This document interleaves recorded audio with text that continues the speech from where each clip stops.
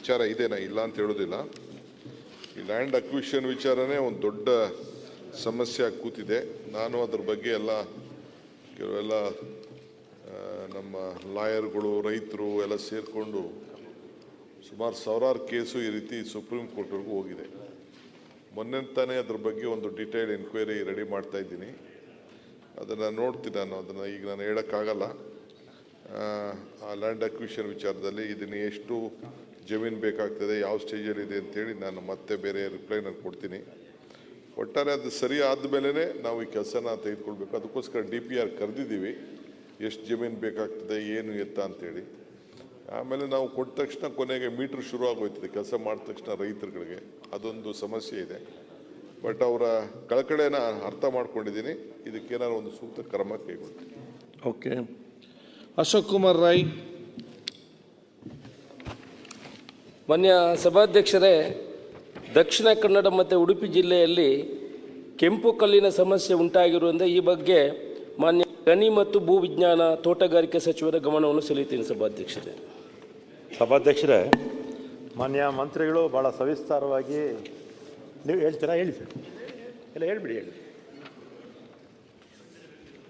ಸನ್ಮಾನ್ಯ ಅಧ್ಯಕ್ಷರೇ, ಮಾನ್ಯ ಅಶೋಕ್ ಕುಮಾರ್ ರೈ ಅವರ ಕಳಕಳಿಯನ್ನು ಅರ್ಥ ಮಾಡ್ಕೋತೀವಿ.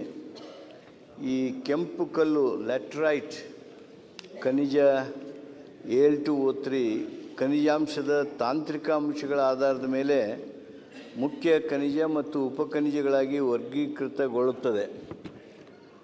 KMCR ನಿಯಮಗಳು 1994 ಅನ್ವಯ ಉಪಖನಿಜಗಳ ಗಣಿ ಗುತ್ತಿಗೆ ಲೈಸೆನ್ಸ್ ಕಾರ್ಯಾದೇಶ ಅಲ್ಲ, ಉತ್ತರ ಕೊಟ್ಟಿದ್ದಾರೆ ಸಭಾಧ್ಯಕ್ಷ.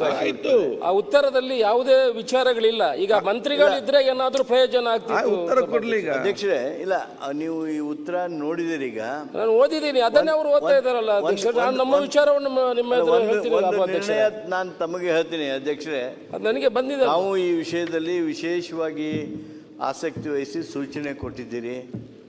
ಈ ಉತ್ತರ ಅಲ್ಲದೆ ನಾಳೆ ಅಂತಿಮವಾಗಿ ನಿರ್ಣಯ ಮಾಡೋದರ ಸಲುವಾಗಿ ಜಿಲ್ಲಾ ಉಸ್ತುವಾರಿ ಸಚಿವರ ಕಚೇರಿಯೊಳಗೆ ಸಭೆ ಕರೆಸಿ ನಿರ್ಣಯ ಮಾಡಲಾಗ್ತದೆ.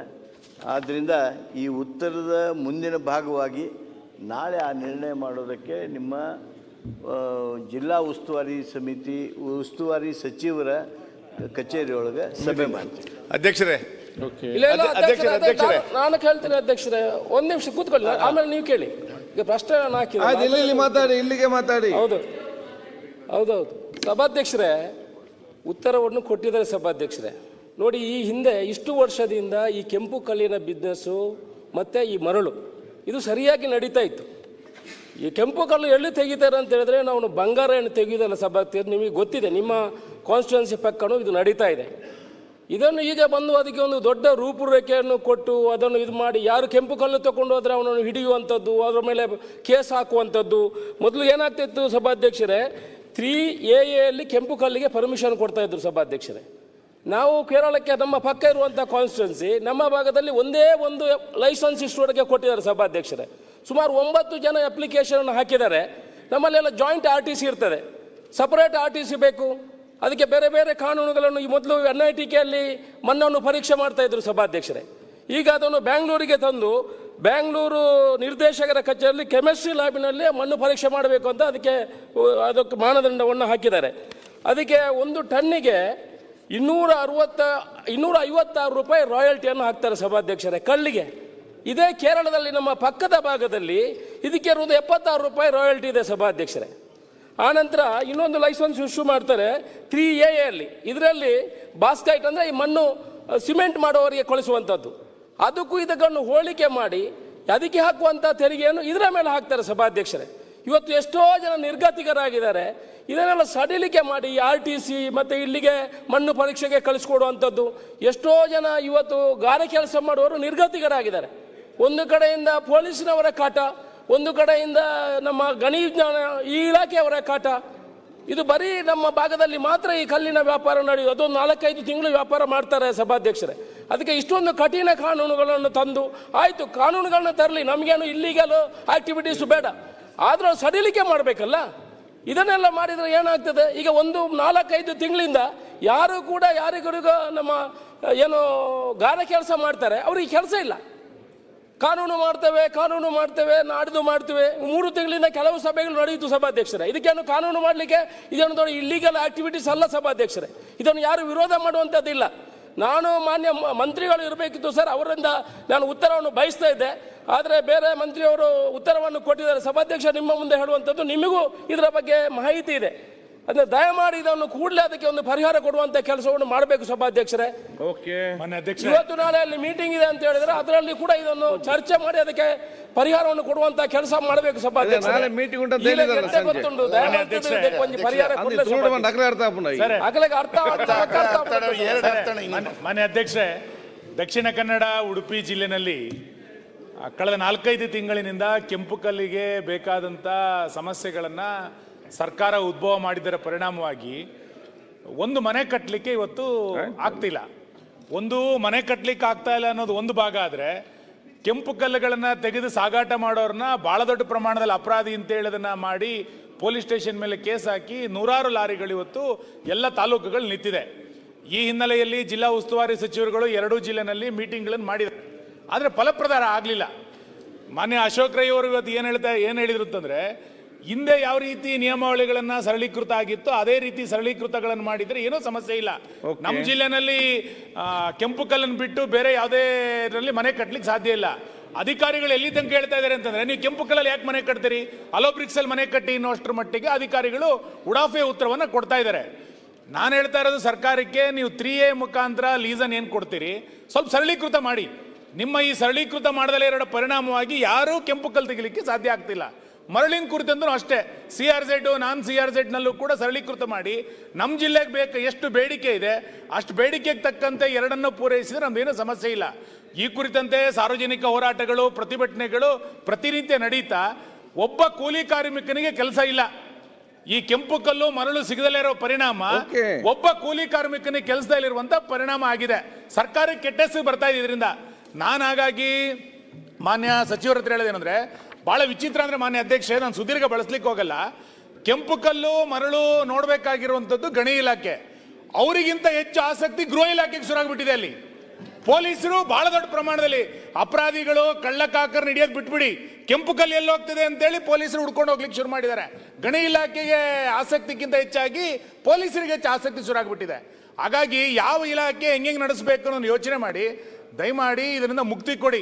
ಮಾನ್ಯ ಗೃಹ ಸಚಿವರು ಇಲ್ಲಿದ್ದೀರಿ, ನಿಮ್ಮ ಅಧಿಕಾರಿಗಳಿಗೆ ಹೇಳಿ ನೀವು ಬೇರೆ ಕೆಲಸ ಮಾಡಿ, ಕೆಂಪು ಕಲ್ಲು ಹಿಡಿಯೋದಕ್ಕೆ ಕೆಲಸ ಮಾಡಬೇಡಿ ಅಂತೇಳಿ ನಿಮ್ಮ ಅಧಿಕಾರಿಗಳಿಗೆ ಹೇಳಿ, ಆದಷ್ಟು ಸಮಸ್ಯೆಗಳು ಪರಿಹಾರ ಆಗುತ್ತೆ. ಅದನ್ನ ಬಿಟ್ಟು ಕೆಂಪು ಕಲ್ಲು ಹಿಡ್ಕೊಂಡು ನೋಡಿ, ಒಂದೊಂದು ಸ್ಟೇಷನ್ ನಲ್ಲಿ 10-20 ಲಾರಿಗಳು ನಿಂತಿದೆ. ಇದು ಪರಿಸ್ಥಿತಿ ನಿಮ್ಗೂ ಗೊತ್ತಿದೆ, ನಿಮಗೆ ಹೇಳಕ್ ಆಗ್ತಿಲ್ಲ ಅಷ್ಟೇ, ಬೇರೆದೆಲ್ಲ ಬಹಳ ಚೆನ್ನಾಗಿ ಹೇಳ್ತೀರಿ, ಇದನ್ನ ಹೇಳಕ್ ಆಗ್ತಿಲ್ಲ ನಿಮಗೆ. ಹಾಗಾಗಿ ಸರ್ ಅವರು ಪ್ರಯತ್ನ ಮಾಡಿ ನಾಳೆ ಮೀಟಿಂಗ್ ಆದ್ರೆ ಇವತ್ತಿನ ಪರಿಸ್ಥಿತಿ ಹೆಂಗಿದೆ ಅಂತ ಕೇಳಿದ್ರೆ, ಈಗ ಜಿಲ್ಲಾ ಉಸ್ತುವಾರಿ ಸಚಿವರುಗಳು ಪ್ರಯತ್ನ ಮಾಡ್ಲಿಲ್ಲ ಅಂದ್ರೆ ಪ್ರಯತ್ನ ಮಾಡಿದ್ರು, ನಾನು ಇಲ್ಲ ಅಂತ ಹೇಳ್ತಿಲ್ಲ, ನಾನು ಅದನ್ನೇ ಹೇಳಿದೆ, ಪ್ರಯತ್ನ ಮಾಡಿದ್ದಾರೆ. ಪರಿಹಾರ ನಿಮಗೆ ಸೂಚಿಸ್ತೇನೆ, ಅಶೋಕ್ ರೈ ಅವರಿಗೆ ಸೂಚಿಸ್ತೇನೆ.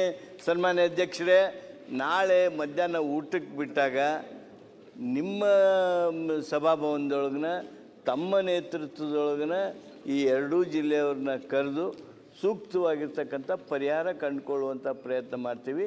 ಆ ಸಂದರ್ಭದಲ್ಲಿ ಎಲ್ಲ ಬಗೆಹರಿತದೆ ಅಂತೇಳಿ ನಾನು ಆಶಯ ಭಾವನೆಯನ್ನು ವ್ಯಕ್ತ ಮಾಡ್ತೀನಿ. ಬೇಗ ಮುಗಿಪಲ್ಲಿ ಅಟ್ಲೀಸ್ಟ್ ಈಗ ನನಗೆ ಸಹಮತ ಇದೆ, ಅಶೋಕ್ ರೈ ಏನು ಹೇಳಿದ್ದಾರೆ ಕೆಲವು ಅಂಶಗಳು ಸಹಮತ ಇದೆ. ಹಲವಾರು ಮೀಟಿಂಗ್ಗಳನ್ನು ಮಾಡಿದ್ದೀರಿ ನೀವು. ನಾಳೆ ಅಟ್ಲೀಸ್ಟ್ ನಾಳೆ ಅದಕ್ಕೊಂದು ಫೈನಲ್ ಪೊಲೀಸ್ ಸ್ಟಾಪ್ ಕೊಡಿ ಅಂತ ನಮ್ಮ ರಿಕ್ವೆಸ್ಟ್ ಅಷ್ಟೇ. ಇಲ್ಲಿ ಮೈನ್ಸ್ ಇಲಾಖೆ ಅಧಿಕಾರಿಗಳು ಎಲ್ಲೆಲ್ಲೋ ಜಿಲ್ಲೆ ಇರುವವರೆಗೆ ನಮ್ಮ ಜಿಲ್ಲೆಯ ವಸ್ತು ಸಂಸ್ಥೆಗಳು ಗೊತ್ತಿಲ್ಲ.